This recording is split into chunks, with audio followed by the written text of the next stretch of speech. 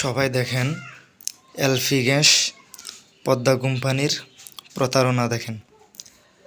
নোয়াখালী জেলার সোনাপুর এবং মাইজদি শহরে এই কোনো দোকানেই আপনার পদ্মা এই এলপি গ্যাস সিলিন্ডার পাওয়া যাচ্ছে না। প্রায় 20 থেকে 30 দোকানে খোঁজ করা হলো, সবার একই কথা যে কোম্পানি বন্ধ হয়ে গেছে। কেউ কেউ বলেন যে মাইজদি এবং সোনাপুরে তিনাদের ডিলারশিপ আগে ছিল, এখন নাই। তো এখন প্রশ্ন হচ্ছে, আমার মতো কিন্তু হাজার হাজার পরিবারে হাজার হাজার লোকের কাছে কিন্তু এই পদ্মা আপনার এলপি গ্যাস সিলিন্ডার বোতল আছে। তারা কি করবে? তারা বিপাকে পড়লো না?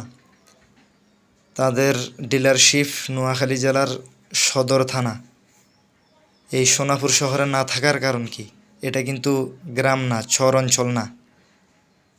আবার আগে ছিল না যে এমনও না, আগে ছিল, বর্তমানে নাই কেন? এখন আমার মতো হাজার হাজার আপনার গ্রাহকরা কি করবে এই সিলিন্ডার বোতলগুলো নিয়ে? যদি কোম্পানি বন্ধ হয়ে যায়, আমরা এই বোতল কার কাছে বিক্রি করব? আর যদি তাদের ডিলারশিপ এখানে না থাকে, তাড়াতাড়ি ডিলারশিপ দেওয়া হোক।